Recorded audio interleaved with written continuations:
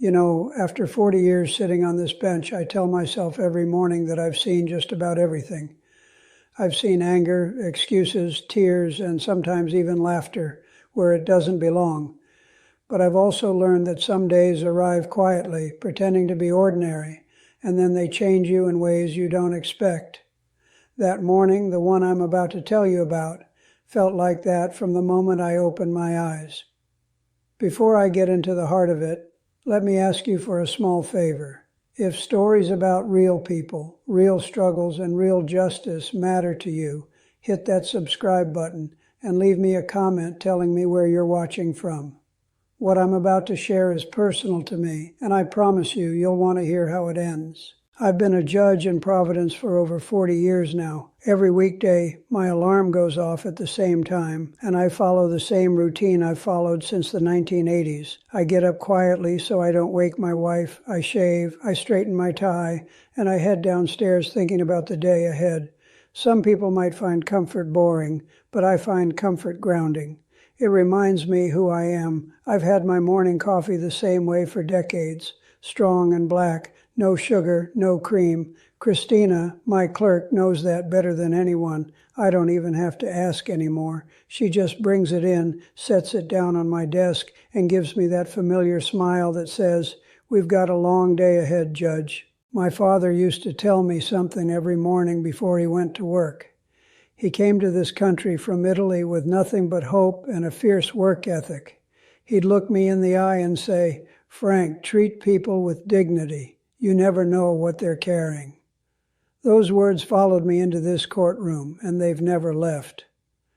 Early in my career, I learned that the law is important, but humanity is essential. You can follow every rule and still fail as a human being if you forget compassion. That balance is something I think about every single day I put on this robe. That particular morning, I remember feeling unusually quiet inside, not rushed, not tense, just thoughtful. I got to the courthouse at 8:15 like always. The hallways smelled faintly of old paper and fresh coffee. I nodded to the security officers I've known for years. I could hear the soft echo of footsteps, the building waking up around me. When I stepped into my chambers, Christina was already there, organizing files with the precision of someone who takes pride in her work. I could smell the coffee before I even sat down. I thanked her, took a sip, and let out a slow breath.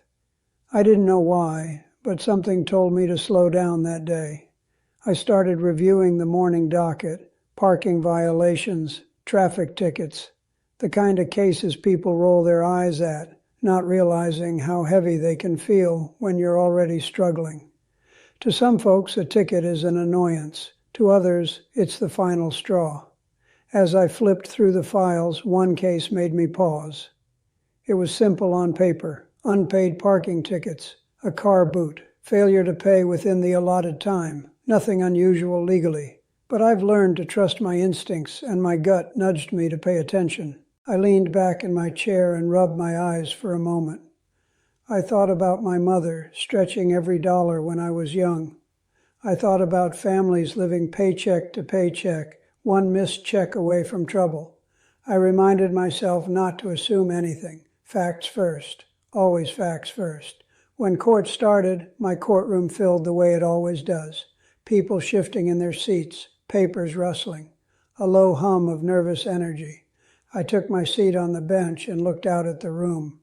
I've done that thousands of times, but I never forget that every face out there represents a story. I called the first few cases routine matters, some dismissed, some fines reduced, some stern reminders about responsibility. I spoke calmly, clearly, the way I always do. I believe people listen better when you speak to them like human beings. As the morning went on, I noticed someone standing near the back of the courtroom. I saw her before I officially called her case. She wasn't causing a scene. She wasn't on her phone. She just stood there quietly, holding a stack of papers against her chest, like they might fall apart if she loosened her grip. I watched her for a moment without staring. I could tell she was tired. Not just physically tired, but the kind of tired that settles into your bones when life keeps pushing. Her shoulders were slightly hunched, and she shifted her weight from one foot to the other, like standing still was uncomfortable. Something about her presence pulled at me. I felt it in my chest, the way you feel when you know a moment matters, even if you don't yet know why. I told myself to stay professional, to let the process work the way it's supposed to. When Christina called the next case, I heard the name and looked up. I saw her step forward slowly. I noticed the way she took a deep breath before speaking, like she was steadying herself. I've seen that breath before. It's the breath of someone who's afraid of being judged. I asked her to come closer, and as she did, I noticed her hands were shaking slightly. Not dramatically, just enough to tell me she was under pressure. I introduced myself the way I always do, calmly, respectfully. I want people to know I see them. As she stood there, I could hear the faint sounds of the courtroom behind her fade away. Time didn't stop, but it slowed. I remember thinking to myself that this was one of those moments my father warned me about. One of those moments where dignity matters. I glanced down at the file again, then back up at her. Legally, this was straightforward. Unpaid tickets lead to a boot. A boot leads to more fees. The system works the way it's designed to work. But systems don't feel fear. People do. Before I asked my first question, I took another sip of coffee and set the cup down carefully. I wanted to give this moment the attention it deserved. I looked at her and spoke gently, not because the law requires it, but because decency does. I could sense the tension in the room shift slightly. People leaned in. They always do when they sense something real is about to happen. I've learned that courtrooms aren't just places of judgment. They're places of truth if you let them be. As I prepared to listen to her, I had no idea how deeply her story would affect me. I didn't know that by the end of that day, I'd go home and talk about her at my dinner table. I didn't know that this case would stay with me long after the file was closed. All I knew in that moment was this. A woman stood in front of me, clearly carrying more than a parking violation. And I had a choice. I could just process the paperwork, or I could pay attention. I chose to pay attention. And as she opened her mouth to speak, I could tell that whatever came next was going to matter. I asked her to state her name for the record, and when she did, her voice was softer than I expected. It wasn't weak, just worn. I've learned to hear the difference. Weak voices come from fear. Worn voices come from carrying too much for too long. I looked at her and asked a simple question. I said, "Tell me why you're here today." I didn't rush her. Silence can be kind if you let it be. She swallowed hard before she spoke, and I could see her eyes glisten just a little. She was fighting something inside herself. She told me her car had been booted. She said it quietly, like she was embarrassed to even say the words out loud. I nodded and told her I understood the charge. I asked her why the tickets hadn't been paid. That's when she looked up at me for the first time and really met my eyes. I could see shame there, but also honesty. She didn't try to make excuses. She didn't blame anyone else. She just told me the truth. She said she was a single mother. She said it the way people do when they're used to being strong, not the way people say it when they want sympathy. I felt my chest tighten just a bit. I've heard those words thousands of times, and they never lose their weight. She told me she had 2 kids, one in elementary school and one still in daycare. She said their mornings start early and end late. She said every day feels like a race against the clock. I could picture it without her having to explain. As she spoke, I noticed how carefully she chose her words, like she didn't want to sound like she was complaining, like she'd learned somewhere along the way that asking for understanding could be dangerous. She explained that her car was everything to her. It got her kids to school. It got her to work. It got groceries home. It got them to doctor's appointments. When she said that, I felt the room grow quieter. Everyone understood what she meant. Then she told me she had lost her job. She paused when she said it, and I watched her grip those papers tighter. I could hear a faint tremble in her voice, and it wasn't from nerves anymore. It was from loss, the kind of loss that shakes your sense of safety. She said the company downsized. She said she had worked there for years. She said she'd always shown up on time and done her best. She wasn't angry. She just sounded tired, like she was still trying to make sense of it. I felt my jaw tighten as I listened. I thought about how quickly life can change. One meeting, one decision made in a room you're not invited into, and suddenly everything you built feels unstable. She told me she had tried to keep up with the tickets at first. She said she paid what she could when she could, but then rent was due, then daycare needed payment, then groceries ran low. She said she had to choose. I leaned forward slightly on the bench. I didn't interrupt her. I wanted her to finish. I wanted her to feel heard. That's something people don't get enough of when they're struggling. She said she missed one payment, then another. Then the late fees started stacking up. She said she kept thinking she'd catch up once she found another job. She said she was applying everywhere.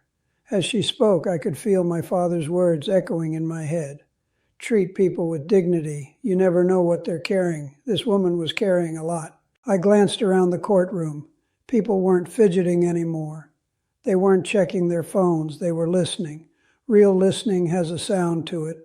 And that room was quiet in a way that mattered. She told me the morning she walked outside and saw the boot on her car, her heart sank. She said she stood there staring at it, not knowing what to do. She said her kids were watching her from the window. When she said that, I felt something twist inside me. Kids see everything. They see fear, even when you try to hide it. I thought about my own childhood and how much my parents tried to shield us. She said she called the number on the notice. She said she explained her situation. She said the voice on the other end was polite but firm. Pay the full amount or the boot stays on. Rules are rules. I could hear the frustration in her voice now, even though she never raised it. She wasn't angry at the system. She was scared of it. There's a difference. She told me she tried to borrow money. Family helped where they could. Friends did what they could, but everyone was stretched thin. She said she hated asking. She said it made her feel small. I removed my glasses and rubbed my eyes for a moment as she spoke. I do that sometimes when I need a second. I didn't want her to think I was judging her. I wanted her to know I was thinking. I asked her how long the car had been booted. She told me it had been days. She said she'd been walking her kids to school. She said she'd missed job interviews because she couldn't get there. That stopped me cold. I felt my stomach drop just a bit. A boot meant to enforce payment had turned into a barrier to recovery. That's when enforcement stops making sense. I asked her if she was currently working. She shook her head slowly. I could see tears welling now, and she wiped them away quickly, almost apologetically. I told her to take her time. She said she wanted to work. She said she needed to work. She said she wasn't asking for a free ride. She just needed a chance to breathe. I thought about all the times people come into my courtroom defensive, angry, entitled. This wasn't that. This was someone standing there exposed, hoping not to be crushed. I looked down at the file again. Numbers, dates, fees. On paper, it all looked clean and logical, but life isn't lived on paper. It's lived in moments like this. I asked her one more question. I asked her what would happen if the boot stayed on her car. She didn't answer right away. She looked down at her hands, and I saw them shake again. She said she didn't know how she'd get her kids where they needed to be. She said she didn't know how she'd get to interviews. She said she was afraid of falling even further behind. I felt the weight of that fear settle over the courtroom. I felt it in myself. I remembered cases from years ago, moments where one decision could push someone forward or pull them under. I leaned back in my chair and took a slow breath. Legally, I knew exactly what I was allowed to do. The law was clear. The consequences were spelled out. But my gut was telling me something else. I remember thinking to myself that this wasn't just about unpaid tickets. This was about whether the system was going to help someone stand back up or keep them on the ground. I looked at her again, really looked at her. I saw a mother trying. I saw exhaustion. I saw hope barely holding on. Then she said something I wasn't prepared for, something that made my entire courtroom go silent. She looked at me, her voice breaking, and she said she didn't care about the tickets anymore. She said she just wanted her kids to see her keep trying. And in that moment, I knew this case was no longer simple at all. When she said that, I had to pause. I didn't say anything right away. I've learned over the years that some words deserve silence after them. Her voice was breaking, but she held herself together in a way that told me she was used to doing that. I leaned forward slightly and asked her to tell me more about what had been happening since she lost her job. I wanted to understand the full picture, not just the part that fit into a file folder. I could feel my gut telling me there was more here, and I've learned not to ignore that feeling. She took another breath and nodded. She told me she'd been laid off about 2 months earlier. No warning. One meeting, a few polite words, and that was it. She said she packed up her desk in silence and drove home, trying not to cry, until she was out of the parking lot. As she spoke, I could almost see that moment in my mind. I've heard that same story so many times. People think losing a job is just about money, but it's also about dignity. It shakes your sense of worth. She said she went home that day and sat at the kitchen table with her laptop, applying for jobs until her eyes hurt. She said she didn't even tell her kids right away.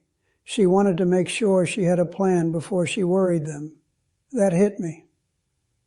I thought about how parents carry fear quietly so their children don't have to. My own parents did that for me, even when times were tough. I didn't understand it then, but I do now. She told me unemployment helped a little, but not enough. Rent didn't pause. Daycare didn't pause. Life didn't pause. Every bill still came right on time. She explained how she started cutting back on everything. No extras, no eating out. She said she stopped buying things for herself completely. Every dollar went toward keeping the lights on and food in the fridge. I watched her as she talked. She wasn't asking for pity. She was explaining reality. There's a difference, and it matters. She told me she'd been waking up before sunrise to check job boards. She said she'd get her kids ready, drop them off, and then spend the day filling out applications. Some places never responded. Some sent polite rejection emails. Most said nothing at all. I felt my chest tighten as she spoke. I thought about how isolating that process can be. You start to feel invisible, like the world is moving on without you. She said when the tickets started coming, she panicked. She said she knew parking rules mattered, but sometimes she didn't have a choice. She said she'd park quickly so she wouldn't be late picking up her kids or rushing to an interview. I nodded slowly. I wasn't approving of breaking rules, but I understood the pressure that leads to those moments. Understanding doesn't mean ignoring the law. It means seeing the human being behind it. She told me she paid what she could, when she could. She said some weeks she had to choose between a partial ticket payment and groceries. She said her kids always came first. That sentence sat heavy in the room. Kids always come first. I've heard that from parents in every income bracket, in every neighborhood. It's universal. I noticed my clerk, Christina, watching closely. I could see the compassion on her face. I've worked with her long enough to know when a story reaches her, too. The courtroom felt different now. Softer. More human. I asked her how old her children were. She told me their ages, and when she did, I pictured them. Little backpacks, small hands, big trust in their mother. That trust is a powerful thing. She said her oldest had started asking questions. Why they were walking everywhere. Why she looked so tired. She said she tried to smile and say everything was okay, even when it didn't feel like it was. I removed my glasses again and rubbed the bridge of my nose. I could feel the emotional weight of the room pressing in. I had to remind myself to stay steady, This wasn't about me, but I was still human. She told me the day the boot went on, her car felt like a breaking point. She said she walked outside, saw it, and just stood there. She didn't cry. She didn't scream. She said she felt numb. She said her youngest asked if the car was broken. She said she didn't know how to explain what a boot was or why it was there. She said she just told them they'd walk for a while. I could hear a quiet murmur ripple through the courtroom as she said that. People shifted in their seats. Some shook their heads. Everyone could picture it. She told me she'd called the city again after the boot went on. She said she explained she was trying to get back on her feet. She said she asked if there was any flexibility. She told me the answer was no. Pay the full amount or the boot stays on. That was it. I felt my jaw tighten. Rules matter, but rigidity without context can cause harm. I've believed that for a long time. She said the worst part wasn't the inconvenience. It was the feeling of being trapped, like every path forward was blocked, like one mistake had turned into a wall she couldn't climb. I asked her if she had any support system nearby, family, friends. She nodded and said some, but everyone was struggling in their own way. She said she hated feeling like a burden. That word stuck with me. Burden. Too many good people feel like one simply because they need help. I thought about my father again. I remembered him coming home exhausted, hands rough from work, but still smiling at us. I remembered him saying that asking for help wasn't weakness, giving up was. I looked back at her and asked her if she was still looking for work. Her face changed slightly then, a hint of hope. She said yes. She said she had an interview scheduled, but she didn't know how she'd get there without her car. That was the moment something clicked for me.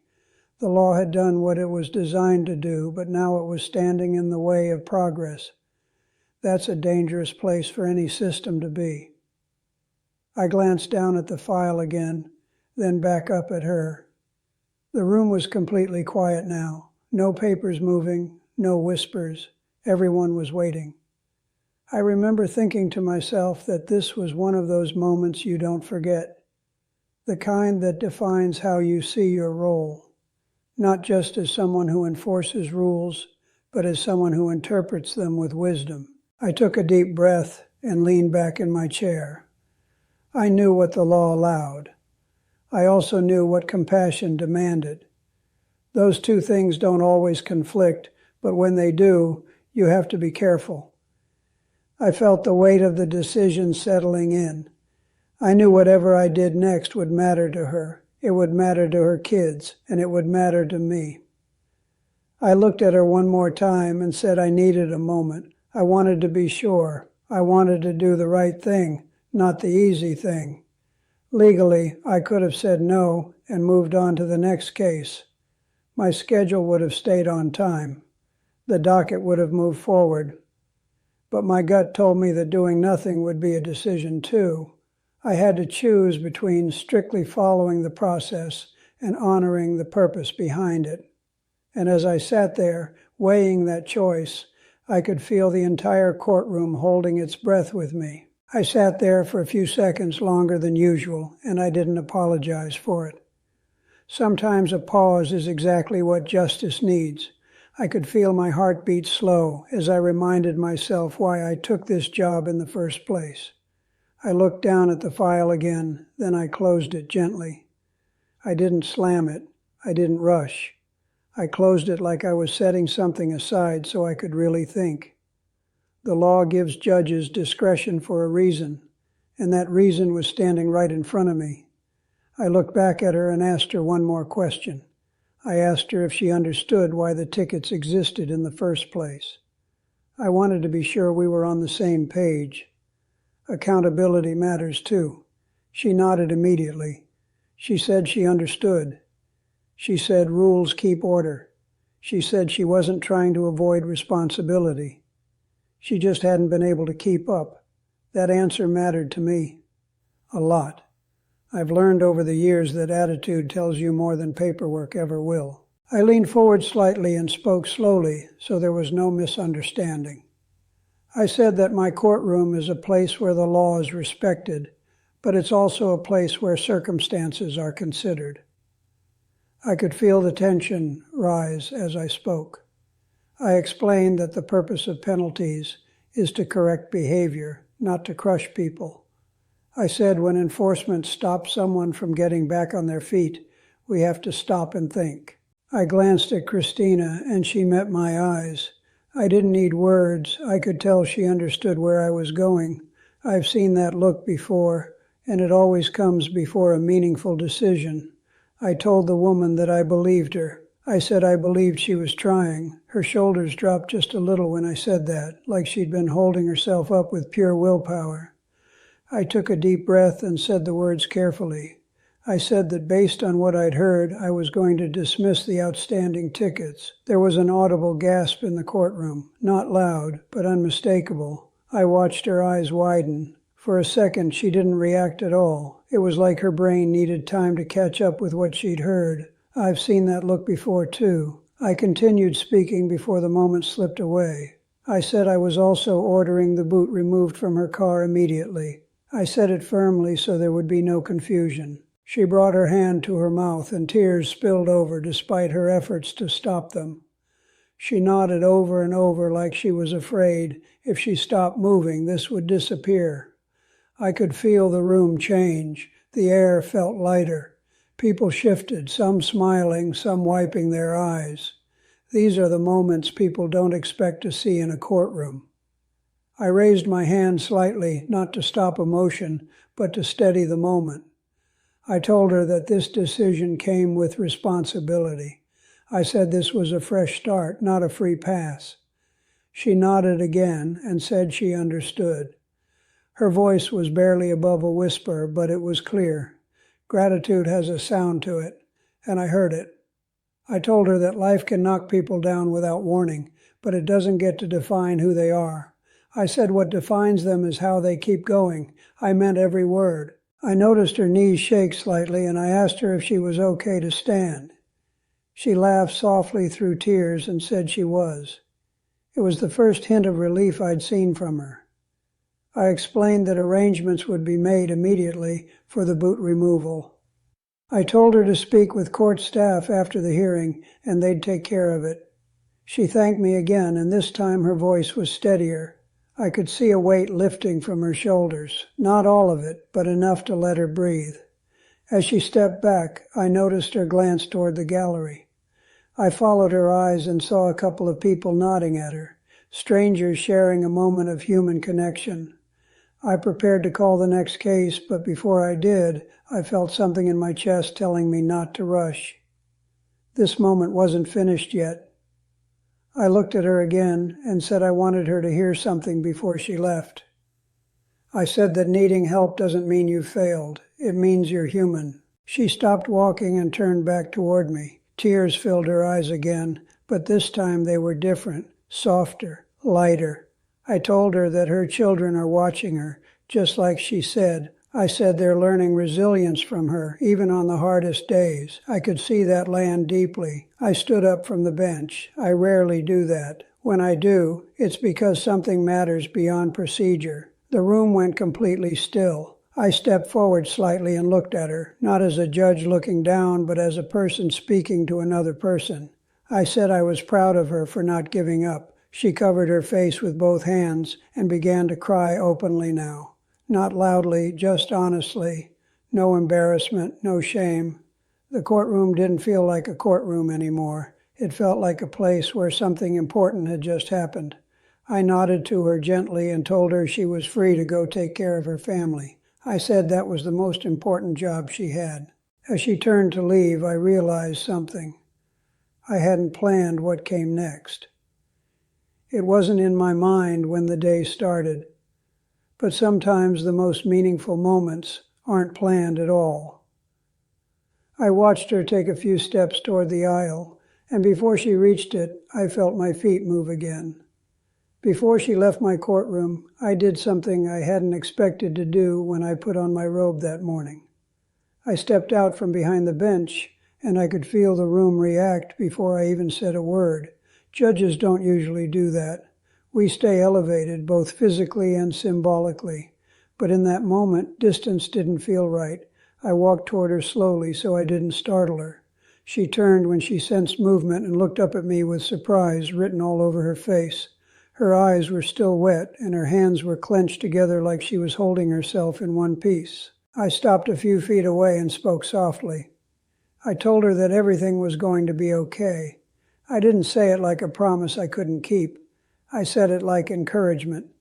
Sometimes that's all you can offer, and sometimes it's enough. She nodded, but I could tell she was overwhelmed. Relief can feel just as heavy as fear when it finally hits you. I've seen that many times before. I held my arms out just slightly, not assuming anything. I asked her if it would be okay. I wanted her to know she still had control in this moment. She didn't answer with words. She just stepped forward and wrapped her arms around me, and I felt her shoulders shake as she let go of everything she'd been holding in. It was a brief hug, respectful, human, and full of emotion.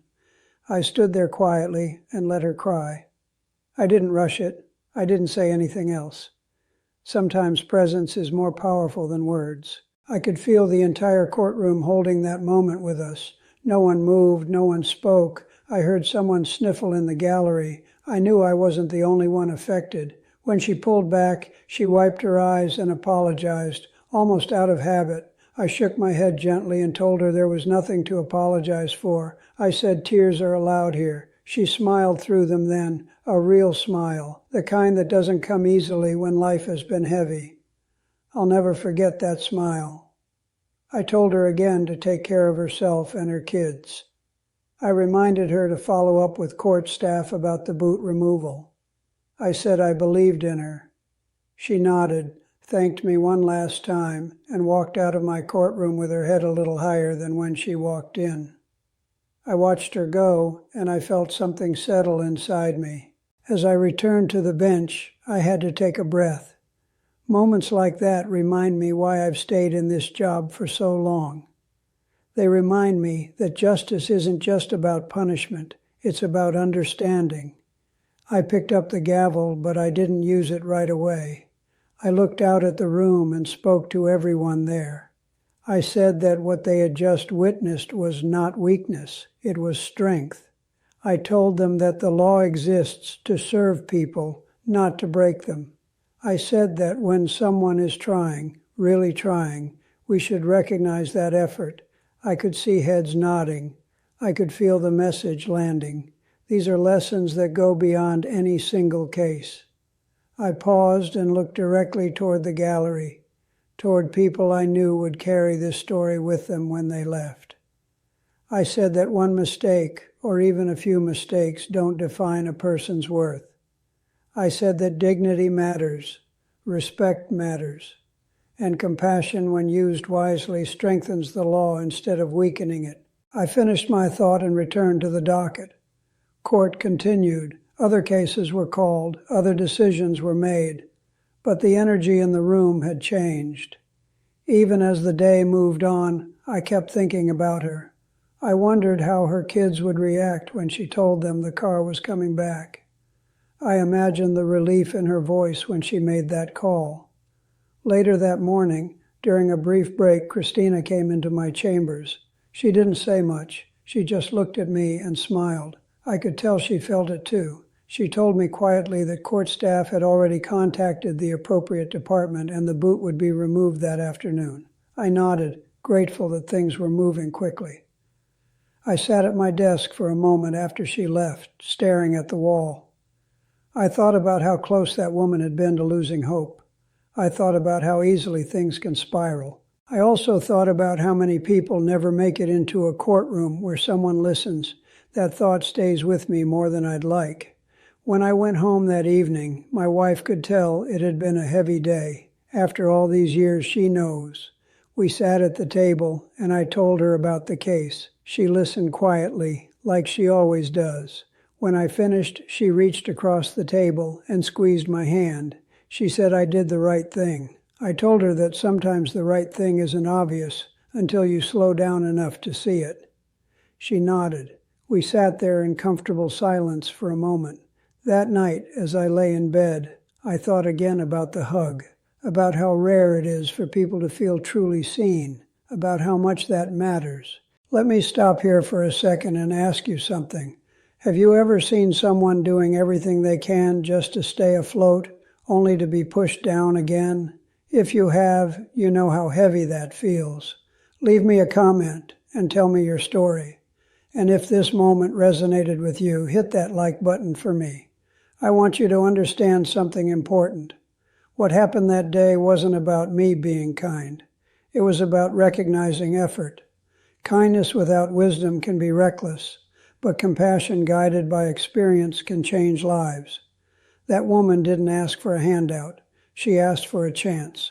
There's a difference, and it's a difference I've learned to respect deeply.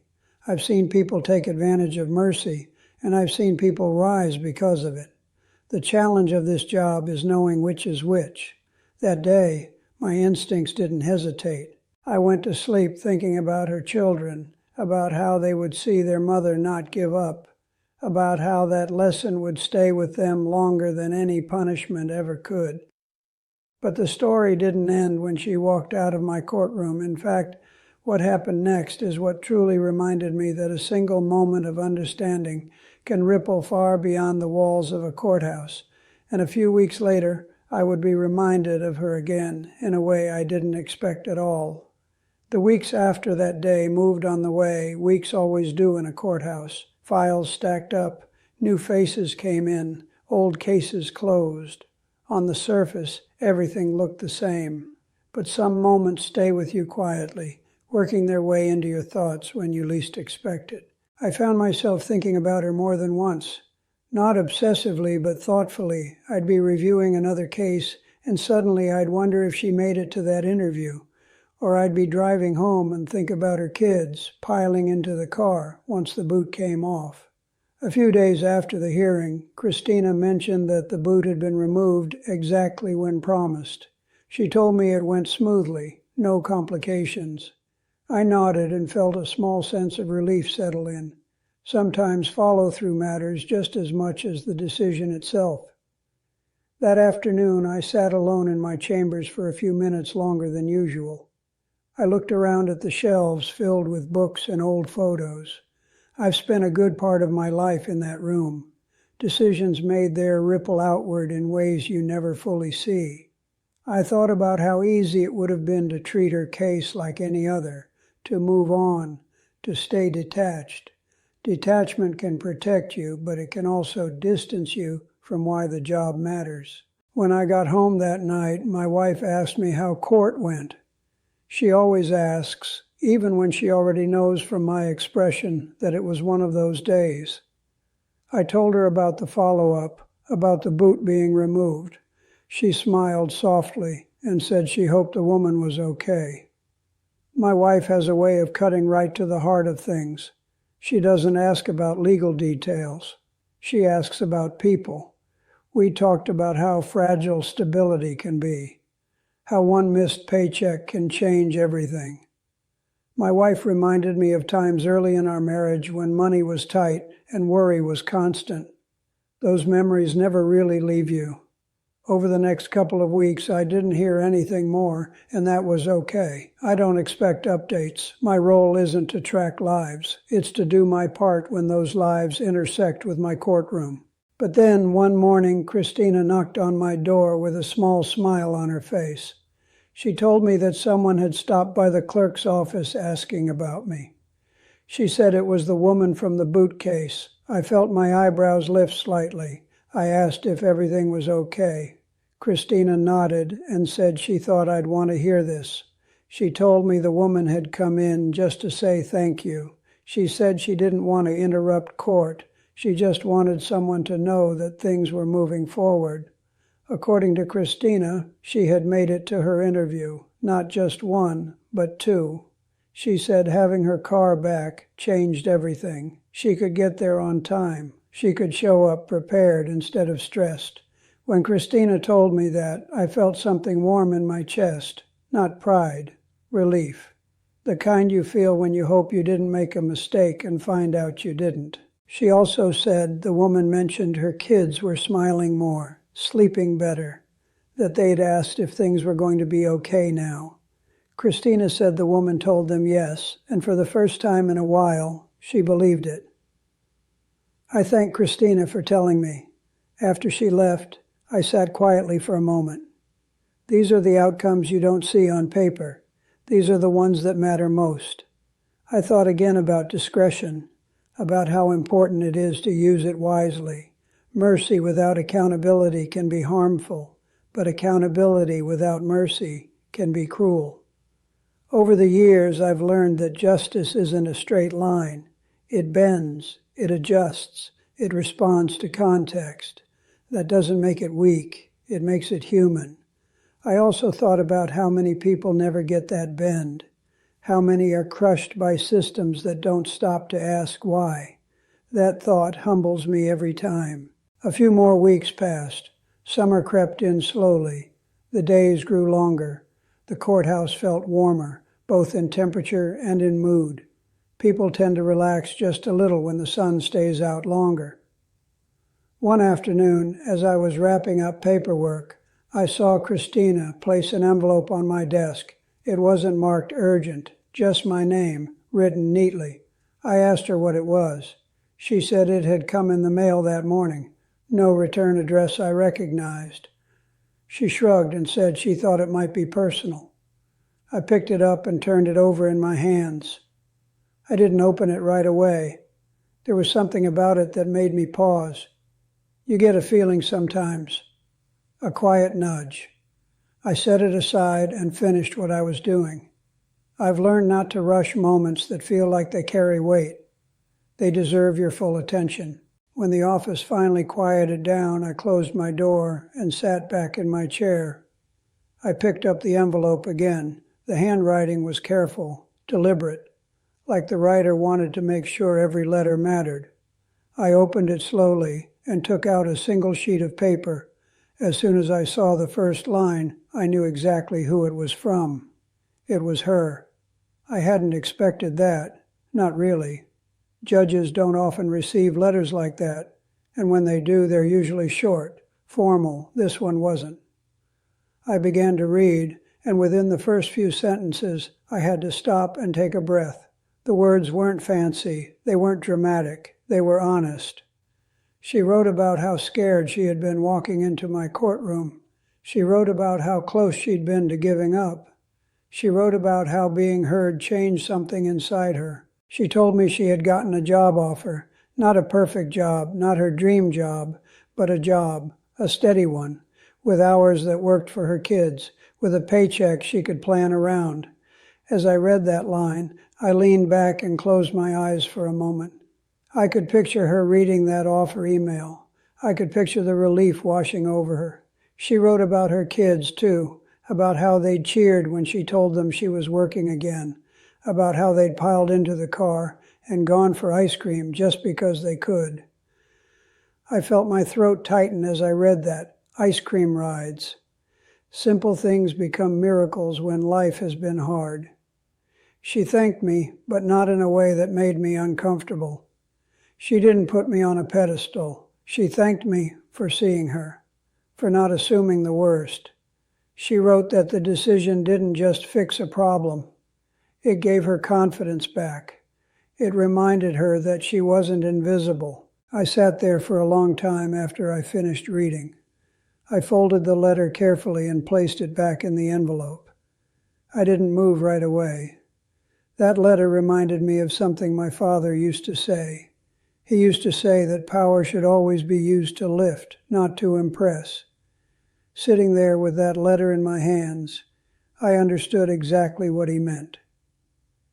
I placed the envelope in my desk drawer, not because I wanted to hide it, but because I wanted to keep it safe. Some things are worth holding on to. As I stood up to leave my chambers that evening, I felt a deep sense of quiet satisfaction. Not the kind that makes you boast, the kind that lets you sleep well. But even then I knew the story wasn't finished yet, because a few months later something else would arrive that would bring me right back to that day in court, and remind me once again why compassion, when given wisely, has the power to change lives. A few months later, on a day that felt completely ordinary, I was reminded again of that case in a way that caught me off guard. It wasn't during court. It wasn't during a hearing. It was one of those quiet moments when you don't expect anything meaningful to happen.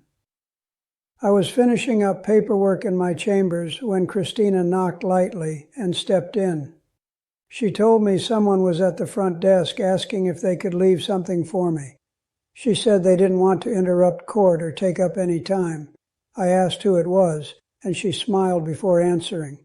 She said it was the same woman, the single mother from the boot case.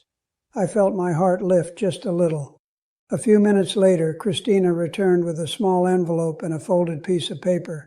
She told me the woman had already left. She said she looked different, lighter, standing straighter. That detail stayed with me. I picked up the envelope and recognized the handwriting immediately. Careful, intentional, the kind of handwriting that comes from someone who wants to be understood. I opened it slowly and began to read. She wrote that she didn't want to take up court time. She just wanted me to know how things had turned out. She said she'd been working steadily for a while now. She said she was finally catching up instead of falling behind. She wrote about her kids again, about how mornings weren't as rushed anymore, about how she could drive them to school without worrying, about how they laughed more, slept better, felt safe. I felt my eyes sting as I read those words. Safety is something many people take for granted until it disappears. When it comes back, even in small ways, it feels like a gift. She wrote that she'd paid off her remaining obligations responsibly. She wanted me to know she took the fresh start seriously. That mattered to me. Accountability always matters. She thanked me again, not for dismissing tickets, but for reminding her that one hard season didn't define her whole life. She said that moment in the courtroom gave her the strength to keep pushing forward. When I finished reading, I sat there quietly, letter resting in my hands. I thought about how close she'd been to losing hope. I thought about how many people are walking around right now on the edge of that same feeling. I placed the letter next to the first one in my drawer. Those letters don't belong in a file. They belong in memory. That afternoon, as I walked through the courthouse, I thought about my father again, about how he came to this country with nothing but belief in fairness, about how he taught me that justice isn't just about rules, it's about respect. After 40 years on this bench, I still believe the law is the great equalizer, but only when it's applied with wisdom. Money shouldn't buy mercy, and poverty shouldn't erase it. I've seen what happens when people are written off. I've also seen what happens when they're given a chance. One path leads to resentment, the other leads to responsibility. That case reminded me why I still put on this robe every morning, not for power, not for authority, but for moments when doing the right thing can change a trajectory. So let me ask you this. Do you think I was too lenient with her?